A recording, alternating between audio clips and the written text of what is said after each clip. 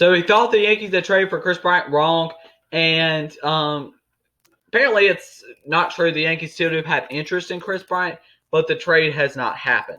So let's go ahead and talk about the Mets acquiring Javier Baez and the Phillies acquiring Kyle Gibson.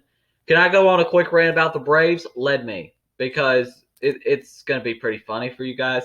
So, and by the way, while we're talking, MLB Trade Rumors site is broken right now, so I'm still trying to find my news somewhere else, which is just fantastic that 30 minutes before the deadline just about, MLB Trade Rumors, their site wants to just break because everybody's updating it every 30 seconds.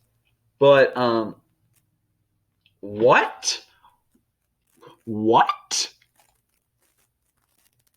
What? The Mets are trading for Javier Baez? For Pete Crow Armstrong? What is wrong with them? No, they're not. Wow, the Cubs are doing good. Let's talk about this from the Cubs' perspective first. Before I get to this video, though, 92% of you that watch these videos are not subscribed, so go ahead and get your life together. Hit that subscribe button, turn notifications, and leave a like.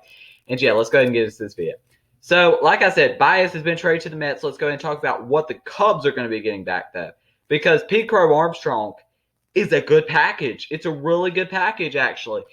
I think that the Cubs have really done a good job of getting prospects back for their guys. And you've still got, like I said, you've still possibly got some guys that you're going to be getting back from the trade in exchange for Chris Bryant whenever he gets traded, because I'm pretty sure he's going to get dealt. So right now, Pete Crow Armstrong is on the 60-day injured list right now. He was their first-round pick, 19th overall pick back in 2020. And, yeah, Pete Crow Armstrong is probably not going to play for the rest of this year, is what it seems to be. He's not going to be playing for the rest of this year. But Pete Crow Armstrong, the Mets' number 5 prospect, is a good guy to get back for Javier Baez and Trevor Williams. I really like this deal for the Cubs. The Cubs are not competing anytime soon. They don't have to have Pete Crow Armstrong. Here he was with their low-A affiliate. He had 24 at-bats, 0 home runs, 4 RBIs, and a .417 batting average. Getting a guy like Pete Crow Armstrong helps your team a lot for the future. And this, like I said, this Cubs team, I'm really liking their trade deadline so far. I think that they have done a phenomenal job of getting prospects back. And this is another one. Getting Pete Crow Armstrong, like I said, the Mets' number 5 prospect, is pretty huge. Oh my, I'm seeing Trevor's story on the screen. Trevor's story's probably just been traded. Interesting. No, it was just the Blue Jays and Giants are still interested in the story. It looks like he's not going to be moved, though.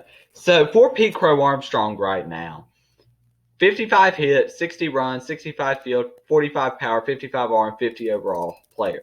So he does have a big injury, but he's coming from Harvard Westlake High School, where a lot of great players have came from. Lucas Giolito, Max Fried, Jack Flaherty. A lot of great pitchers have came from there.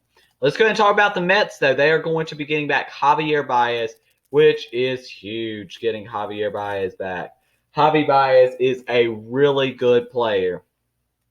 And Javier Baez brings power to this Mets lineup, which they can take the strikeouts because they need power in this lineup. And they get Javier Baez, who's going to be their shortstop for now.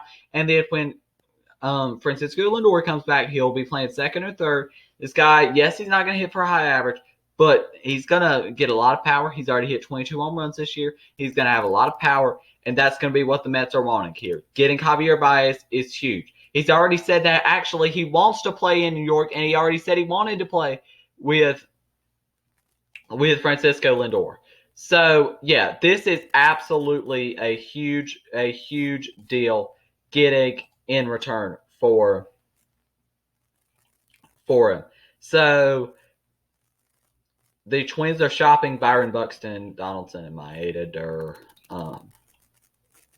So, yes. So, I mean, this is huge. Getting Javier Baez back for this Mets team is a big move. He's going to be great defensively along with a power bat offensively that they need. They need somebody because it's certainly just not it for – I mean, they need help. Lindor's been disappointing this year. They just had a lot of disappointments, a lot of injuries. DeGrom, Carrasco, Syndergaard are going to be coming back. This Mets team is going to be getting a lot better. Carrasco's going to be starting a game just in a couple days. So here's the thing.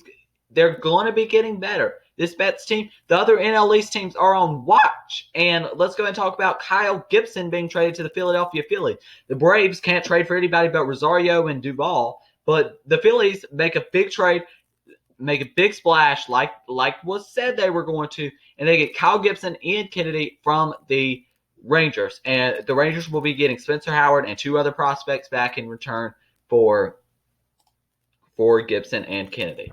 So let's go ahead and look at this here. So Gibson is huge. Gibson is a really, really good guy to get back. So Kyle Gibson, I think that he's going to help this team a ton. 2.87 ERA this year. He's been really, really good for this Rangers team and adds a lot to this rotation. With Gibson now, Wheeler, Nola, Velasquez, and Eflin when he comes back, they're having a really, really good rotation. Their rotation has gotten a lot better just over this past few, just like in the last 30 minutes.